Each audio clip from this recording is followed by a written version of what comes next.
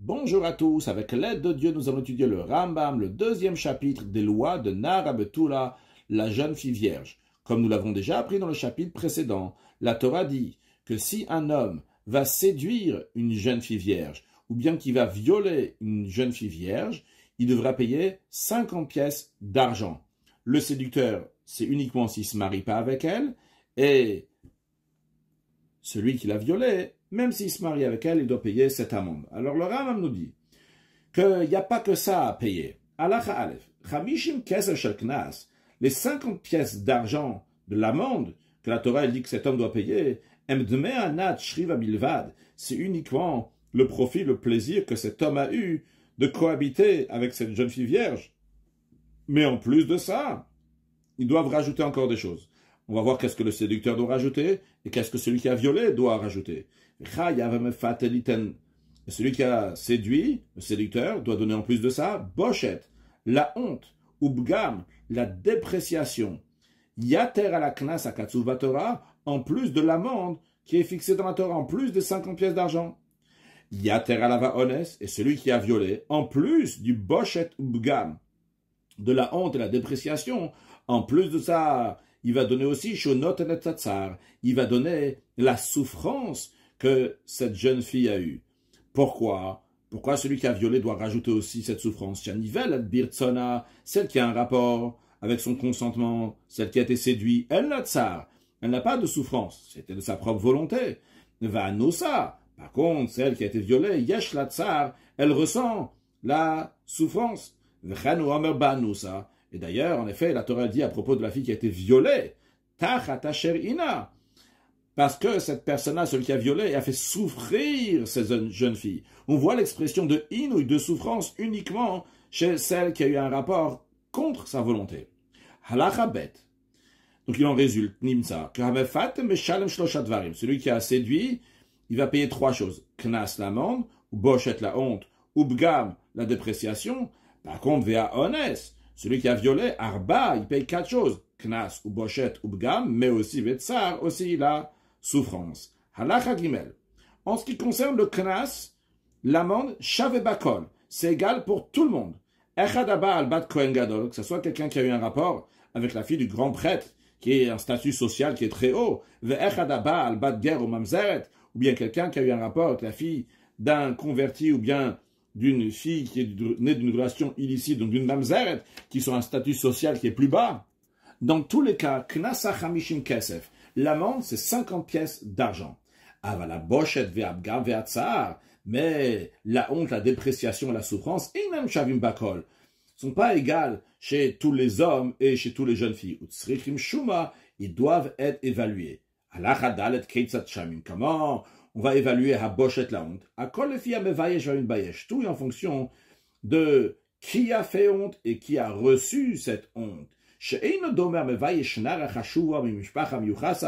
ne peut pas comparer quelqu'un qui a fait honte à une fille importante d'une famille qui est d'une généalogie importante, que c'est une très grande honte,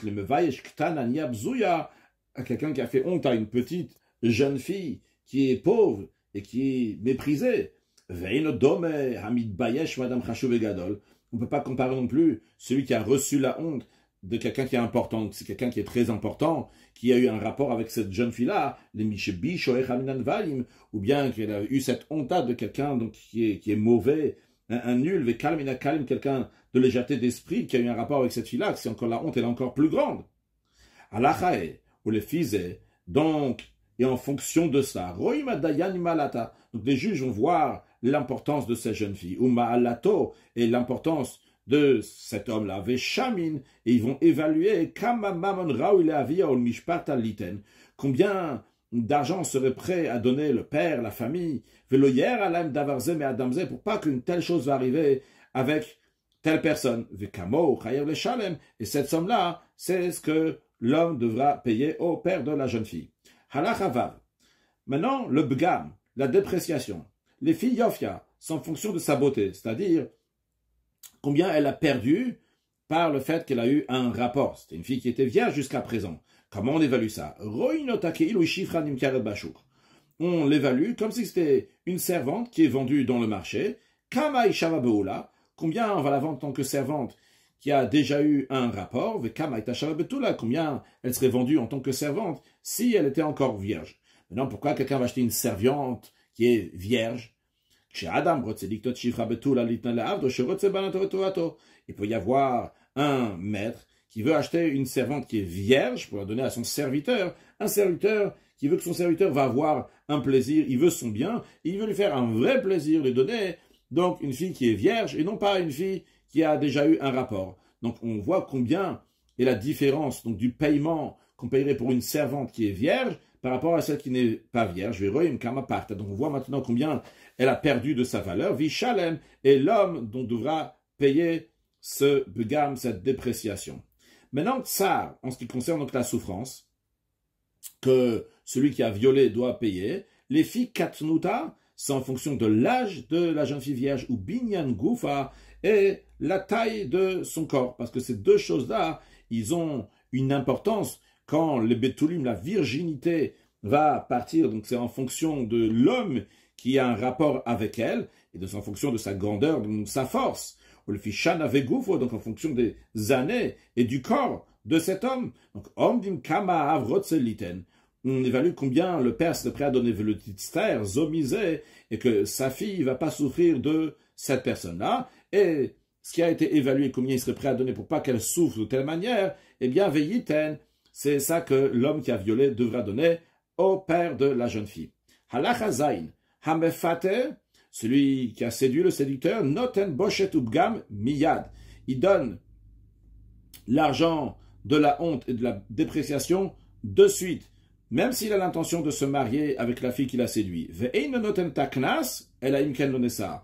Par contre, le knas, l'amende, ça, il va la donner uniquement s'il ne s'est pas marié. Donc, il ne donne pas tout de suite. Parce que la Torah dit, si le père refuse de donner sa fille au séducteur, à ce moment-là, le séducteur devra peser de l'argent comme la somme fixée pour le contrat des mariages des vierges.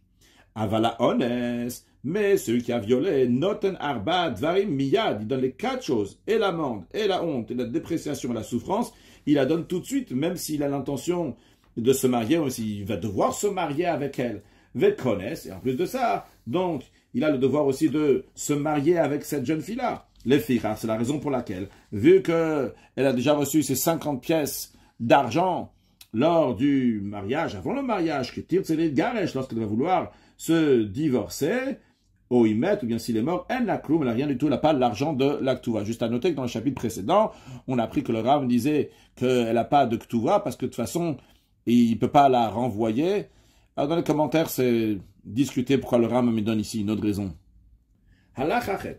Maintenant, dans un cas, que Baou Alea Shnaim, il y a deux hommes qui ont eu un rapport avec cette fille vierge, donc qui a été ou bien séduite, ou bien violée. Mais Echad Kedaka, un, il a eu un rapport par voie naturelle, Ve'echad Shelo Kedaka, un, pas par la voie naturelle. Alors, Sheba Alea Shelo Kedaka, celui qui a eu un rapport et que ce n'était pas de manière naturelle. Alors, Imou Rishon, si c'est le premier à avoir un rapport avec elle, avant que celui qui va avoir un rapport par les voies naturelles, le premier, il a eu des rapports pas par voie naturelle, eh bien, Chayav Beboshet Ubgam, il doit payer la honte et la dépréciation, mais pas l'amende. Parce qu'on a déjà appris dans le chapitre précédent que si quelqu'un a un rapport avec une fille vierge, non pas par les voies naturelles, il ne paye pas d'amende. Maintenant, V'imou Acharon, et si celui qui a eu un rapport par voies qui ne sont pas naturelles, c'est le dernier, c'est-à-dire il y a déjà le premier qui a eu un rapport par voie naturelle, et après lui, il a eu un rapport avec elle par voie pas naturelle, eh bien, Chayav Boshet Bilvad, il doit payer uniquement la honte, mais non pas la dépréciation, parce que chez Dvar Nivgema, elle a déjà été, donc, Puguma, elle a déjà eu un défaut. Celui qui a eu un rapport de manière naturelle, Ben Rishon, Ben Acharon, qu'il soit le premier ou le deuxième, Chayav Biknas ou Bishar Zvaim. Lui, il doit payer aussi bien l'amende et les autres choses, donc la honte et la dépréciation. Aval en boshet ubgam shel bat shel lo nivala klal, malgré le fait qu'il a eu un rapport de manière naturelle en deuxième, et qu'on vient de dire qu'il doit payer aussi donc la honte et la dépréciation, mais on ne peut pas comparer boshet ubgam shel bat shel lo nivala klal que boshet ubgam zo shel nivala shel okedaka. une fois qu'elle a déjà eu un rapport par voie qui n'est pas naturelle, et après il y a quelqu'un d'autre qui a un rapport de manière voie naturelle, alors c'est vrai qu'il doit payer la honte et la dépréciation, mais cette honte et dépréciation sera moins chère, vu qu'elle a déjà eu une honte, elle a déjà eu une dépréciation.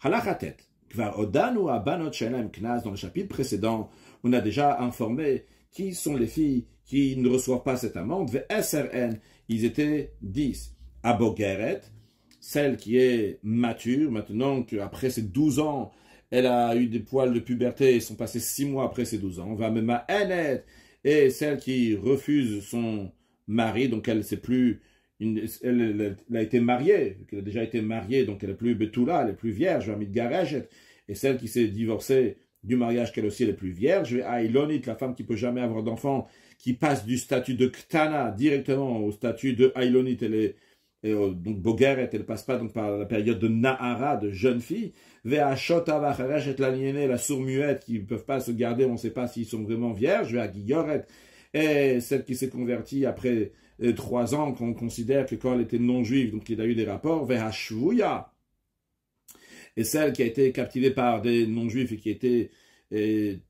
libérée, mais en tous les cas c'était après qu'elle a 3 ans, donc elle a eu un rapport, on considère qu'elle a eu un rapport avec ces non-juifs qui l'ont captivée. Vam Shucheret et la servante cananéenne, donc qui est comme aussi la femme qui s'est convertie. Ve'ayot c'est allé à Shemra, et celle qui a une mauvaise renommée lorsqu'elle était petite, qui a 2 témoins qui témoignent qu'elle est venue leur demander de fauter avec eux, ou Shara Banot, et les autres filles, à part ces 10-là, Yesh Lem Knas, eux, ils reçoivent, oui, l'argent de l'amende. Halacha Yud.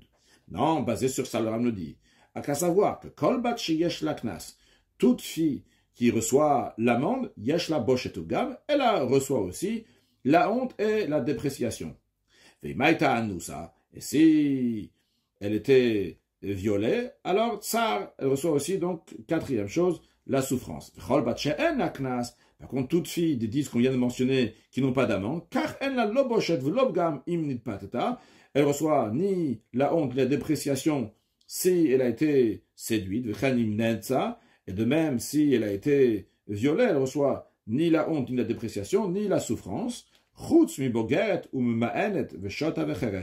à l'exception de la Bogeret, celle qui a 12 ans et demi après avoir eu 6 mois après les signes de puberté, la Manet, celle qui refuse donc son mari, Veshota, celle qui refuse son mari, je ne sais pas si j'ai rappelé, donc celle qui est en dessous de 12 ans, qui est une mineure, qui a refusé son mari dans des cas où elle peut le faire, donc Veshota l'aliéné et Vchereshet la sourd-muette, que eux, ils ont oui, la honte, la dépréciation et la souffrance.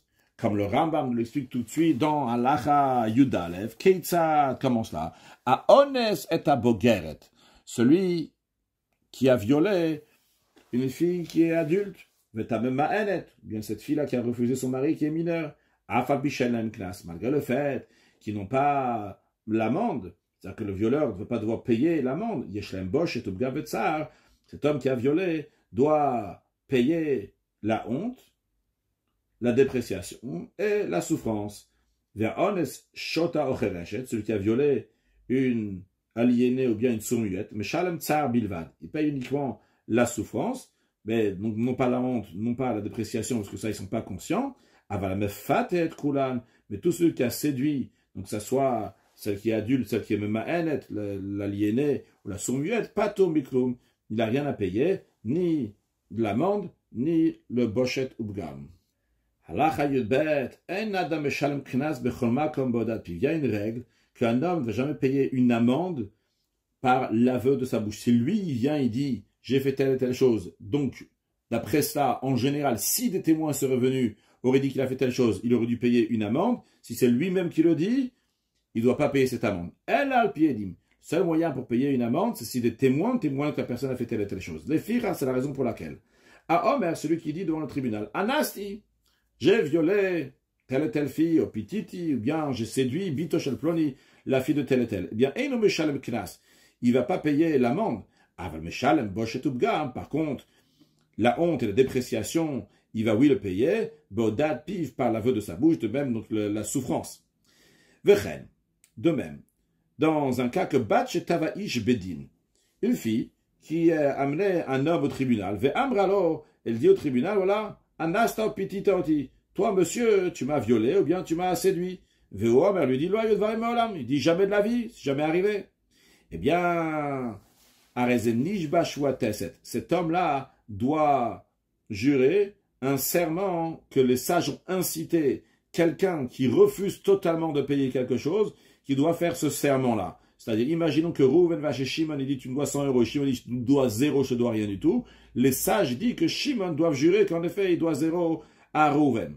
Pourquoi ici cet homme-là doit jurer? Chez Iloda, parce que s'il avait avoué, il avait dit oui c'est vrai, je t'ai violé, c'est vrai, je t'ai séduit, il aurait dû payer si lui-même serait présenté au tribunal. Il dit j'ai violé, j'ai séduit. Il aurait payé la honte, la dépréciation et la souffrance. C'est pas considéré un knas, c'est pas considéré une amende. Lui-même, par sa propre bouche, il aurait pu devoir payer cela. Donc, lorsque la fille, elle vient, elle dit, tu dois me payer ça, et lui dit, non, je dois pas le payer. C'est comme si cette fille, elle lui dit, tu me dois 100 euros, et lui dit, je te dois rien du tout. Bien, on dit, ok, shua teset, fais un serment. Allah Yud Gimel. Amralo, si la jeune fille lui a dit, Anastauti, tu m'as violé. Ve'omer elle lui dit, non, ce que j'ai fait, c'est je t'ai séduit. Il doit faire un serment de la Torah sur l'argent de la souffrance. Parce que la différence entre la séduction et le viol, c'est est-ce qu'il doit payer l'argent de la souffrance ou pas. Si elle a été violée, à ce moment-là, il doit payer l'argent de la souffrance. Si elle a été séduite, il ne doit pas payer l'argent de la souffrance. Donc c'est comme si que la fille, elle vient, elle dit, tu me dois 200 euros, et lui dit, non, je dois seulement 150 euros. Donc, au Mishalem, donc il doit faire un serment, parce que la règle elle est qu'un mode de mitzat, quelqu'un qui avoue partiellement, si je viens chez Rouva, je lui dis tu me dois 200 euros, il dit non, je te dois 150 euros, eh bien la Torah elle dit qu'en effet il doit payer 150 euros, mais il doit jurer qu'il doit seulement 150 euros et qu'il ne doit pas les autres 50 euros. Donc lui aussi, il doit jurer un serment de la Torah pour dire que c'est cet argent-là, donc de la souffrance, il ne doit pas, parce qu'il n'a pas violé, il a seulement séduit. Et la honte et la dépréciation, ça, il va payer. Parce qu'il avouait partiellement sur l'argument de cette fille, que Moshid Berbim, comme ça sera expliqué dans les lois de Toren Venitan, dans les lois qui sont liées avec ce serment. Les 3 choses que le séducteur doit payer, verba shel ones, et les 4 choses que celui qui a violé doit payer, Ari'en shel av, ils appartiennent au père, car tous les choses, des profits que la fille elle ramène, donc si elle travaille ou quoi que ce soit, tous ces gains appartiennent au père. Et si elle n'a pas de père, c'est au moment où elle a été séduite, au moment où elle a été violée, dans ce cas-là, les remboursements seront à elle-même, c'est elle qui va toucher cet argent. Mais futa o anusa, donc une fille qui a été séduite ou qui a été violée, chez le tava, qui n'a pas demandé de l'homme qui l'a séduit ou de l'homme qui l'a violée, elle l'a pas amené au tribunal. Maintenant, cette fille-là, elle est boguère, elle est adulte maintenant. Elle n'est plus une nara. Elle n'est plus une jeune fille, elle n'a plus l'âge de 12 ans et demi, elle est plus. Ou bien qu'elle s'est déjà mariée. Donc, si elle est boguerette, maintenant c'est plus le père qui reçoit l'argent, c'est elle qui va recevoir l'argent. Si elle est mariée, alors c'est plus le père non plus qui va recevoir l'argent, même si elle est petite. C'est-à-dire qu'une mineure qui se marie, maintenant, son argent n'appartient plus au père, mais appartient à son mari. Ou bien que, au moment où elle a été violée, le père était vivant, mais elle n'a pas amené la personne au tribunal, c'est que le père, il est mort. Donc, tous ces cas-là, donc les 4 choses qu'elle doit recevoir, ou les 3, donc en fonction si c'est violé ou séduit, Shala, ça lui appartient à elle-même. Parce qu'au moment où la personne a dû lui payer, eh bien, elle est dans sa propre autorité, non pas celle du père. Et vu que ça n'appartient pas au père, donc les héritiers ou le père ne peut pas demander que on me le donne de cet argent. Mais non, si si il est parti au tribunal, et le tribunal il a dit en effet, monsieur, vous devez payer tant et tant au papa. Et après que le tribunal avait déjà dit que cette personne doit payer l'argent, après elle est devenue adulte, ou bien qu'elle s'est mariée. Et bien malgré ça, l'argent appartient au père. Parce qu'au moment où le tribunal il a dit qu'il fallait donner cet argent-là, à qui ils ont dit qu'il faut donner l'argent? Au père. Et si le père il est mort après qu'il a déjà passé au tribunal, Aren Shalachim, ça ne va pas appartenir à la fille, mais ça va appartenir aux héritiers, Shen Yorsh et Ahav, donc les frères de la fille qui sont l'héritier du père, mais Et Shahar Bedin, parce que depuis le moment où elle était au tribunal, Zachabaymav, ça appartient au père. Le tribunal lui a dit qu'il faut donner cet argent-là au père. Halachat et Zain, Abat, une fille, on parle bien d'une mineure, Sheni Tarsa, elle s'est fiancée, Vedit Gasha, et maintenant, donc elle est divorcée de ce fiançailles. Donc elle a fait seulement la première étape de mariage. Et après, quelqu'un l'a violée ou l'a séduit, eh bien, Knas Salevado Leatzma. L'amende appartiendra à elle. L'argent va lui appartenir, malgré le fait qu'elle est mineure. Et qu'en général, on dit que ça appartient au père. Pourquoi? C'est rappelé dans la Gemara, il y a écrit qui Imtsa Ishnara Betula Shaloras. La Torah, elle dit que lorsque un homme va trouver une fille vierge qui n'a pas été fiancée, alors on déduit de là que uniquement si elle n'a pas été fiancée, l'argent va au père. Mais si elle était déjà été fiancée, que maintenant elle n'est plus fiancée, eh bien l'argent est pour elle-même. Cette amende est pour elle-même. Juste à noter que si elle est actuellement fiancée, eh bien à ce moment-là, celui qui a eu un rapport avec elle, lui il est passible de mort. C'est pas de l'argent qu'il doit payer. On ne parle pas de ça ici. Mais non. Nensa onit pateta. S'il a été violé ou séduit, et après elle s'est fiancée, elle a fait l'équipe d'Ushin avec quelqu'un d'autre. Et elle est partie au tribunal à ce moment-là. Knasa ou Sharadvaim, donc l'amende, et les autres choses qui viennent avec, donc la honte, la dépréciation, la souffrance, les avia, appartiennent au père. Parce que le fait qu'elle est fiancée, ça ne sort pas la fille de l'autorité du père. C'est la raison pour laquelle, au moment où elle est partie au tribunal, le tribunal il a dit qu'il doit payer. Eh bien, qui doit payer? Il faut payer au père, parce que elle est encore sous l'autorité du père, c'est que c'est l'argent qu'elle gagne appartient encore au père. Halacha Yudzaim. Ani Omer, le Rav dit jeudi. Chez la Torah, elle dit Artechal bitralaz nota, ne profane pas ta fille pour la prostituer. La Torah veut dire ici un message important. Chez le Yom Harav, le père ne doit pas dire, après avoir étudié la halachot qu'on vient de voir, que oh, il veut la Torah me fateve honest. Elle a sheiten mamonav. Vu que la Torah a dit au séducteur, à celui qui a violé, uniquement qu'il va donner de l'argent au père, c'est tout ce que la Torah elle a dit. Elle n'a pas dit qu'on va le frapper, qu'on va le tuer ou quoi que ce soit. Alors le père va se dire, Areni socher bitia betula lazé. Je vais louer ma fille vierge à telle et telle personne. La voilà, qui va avoir un rapport avec elle. Et je vais dire, écoute, voilà, j'ai une fille, une jeune fille, donne-moi tant et tu peux avoir un rapport avec elle. Ou bien je vais laisser les gens même d'avoir un rapport gratuitement avec ma fille vierge, parce que si c'est une idée, quelque chose qui est uniquement monétaire, quelqu'un il peut faire grâce ou donner son argent à qui il veut. Ben, si c'est uniquement question d'argent maintenant que ma fille va avoir un rapport avec quelqu'un, eh bien je peux faire comme je veux. Les karnemas, c'est pour ça la Torah dit non, ne rends pas profane ta fille pour la prostituer. Car à savoir, ça que la Torah, elle dit que celui qui a violé ou celui qui a séduit, il doit seulement payer de l'argent, il ne doit pas recevoir des coups de bastonnade, des coups de fouet.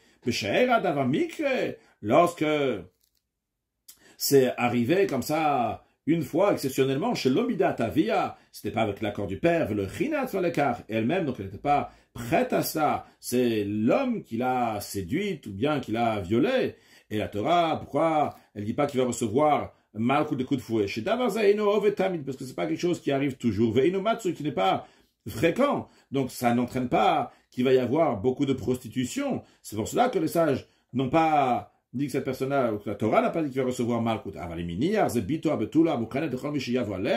mais si cet homme-là, il laisse sa fille vierge, qu'elle soit prête à tout ce qui veut d'avoir un rapport avec elle, eh bien, Gorem Shetima la Arezima, il entraîne que la terre va être remplie de prostitution. Et en plus, il se trouve que le père risque de se marier avec sa fille, et que le frère va se marier avec sa sœur. Shimti Taber Vetel, qu'on va l'expliquer dans un instant, que si elle va tomber enceinte et avoir un enfant, le Yivada ben Miou, on va pas savoir cet enfant à qui il appartient. Imaginons que le monsieur, il a eu un rapport avec la fille de tel, et après cela, cette fille-là, elle a eu une fille. Et après, le monsieur, il cherche une fille avec qui se marier, et il se marie avec la fille de cette fille. Et lui, il ne sait même pas qu'en vérité, c'est lui le père de cette fille. Ou bien imaginons un cas que le fils du monsieur qui a fait la prostitution, il cherche à se marier et il va tomber sur la fille de cette fille qui a prostitué avec son père. Alors, c'est-à-dire qu'il va se marier avec sa sœur. Donc, on fait remplir donc, de la terre de mariage, qu'on ne sait plus avec qui on se marie. Ceux qui préparent sa fille à ça, donc à la prostitution. Arik Desha, c'est une femme, donc c'est Desha, qui a été distinguée, mise à disposition pour la prostitution. Veloke Aboel Vanivelet. Et celui qui a un rapport, l'homme, et celle, donc, sur qui on a eu un rapport, donc c'est le garçon et la fille, Mishum Lotiek, Desha, ils reçoivent donc 39 coups de bastonnade, parce que la Torah l'interdit qu'il y ait une Desha qui est une prostituée dans les filles juives. Ven Kotsimoto, mais on ne va pas lui dire qu'il va payer, donc, ce que doit payer celui qui a violé ou celui qui a séduit. Chez le Chiva Torah Knas, c'est le Onesum Fat, parce que la Torah, elle a dit qu'il faut payer donc l'amende uniquement celui qui a violé ou celui qui a séduit. Alors, celle qui s'est préparée à la prostitution, ben midata, que ce soit avec son consentement, ben midata vie, que ce soit le consentement de l'accord du père, Arezoke Desha, ça c'est un autre domaine, ça c'est la prostituée. Donc il n'y a pas les lois de l'amende. Qu'est-ce qu'il y a? Oui, c'est Malkut, c'est les 39 coups de bastonnade. Le Rav nous dit que l'interdiction d'une prostituée, ça ne change pas d'une femme donc, qui est préparée à la prostitution, que ce soit une femme qui soit vierge ou pas. Ou le fir, c'est la raison pour laquelle Amouracham, le sage, on dit chez Ayot, c'est Allah Shem Rabbi Yaldoutassel, qui a une mauvaise renommée, qui est sortie sur elle lorsqu'elle était petite, lorsqu'il y a deux témoins qui sont venus, qui témoignent que lorsqu'elle est petite, elle leur a demandé de fauter avec, et les témoins n'ont pas écouté, elle n'a knas, elle n'a pas, elle, de l'amende. Comme on l'a expliqué, la raison est là, parce qu'elle, on présume qu'elle s'est abandonnée, elle s'est laissée aller de sa propre volonté pour être prostituée. Donc si après elle a été violée ou bien si elle a été séduite, on ne dit pas que la personne va donner 50 pièces d'argent. Un sujet de Chassidut, on a parlé donc de la l'aznota, ne profane pas ta fille pour la prostitution, dans le sens spirituel des choses. Un juif, il est marié avec un Kadosh Baruch Hu. Lorsqu'un juif, chas v'shalom, il va se marier avec quelqu'un d'autre, c'est-à-dire qu'il met sa chaleur dans quelqu'un d'autre que Dieu, eh bien ça c'est la notion de znout, de prostitution, que le juif, chas v'shalom, il se fait chol, il se fait profane, alors qu'un juif, c'est un goy kadosh, une nation qui est sainte, pas juste la nation, mais chacun de nous individuellement, cette douche, on nefesh, à Shenit Israël, dans cette deuxième âme particulière dans le peuple juif, qui chalek elokam imal mamash, qui est une parcelle de Dieu, qu'il faut garder dans toute sa sainteté. Et très prochainement, lorsque Mashiach va venir, on va voir comment Israël, Vekucha, Brichu, Kulachat, comment Kadosh Baruch, le peuple juif sont une seule chose très prochainement avec la venue de Mashiach. Now, une excellente journée.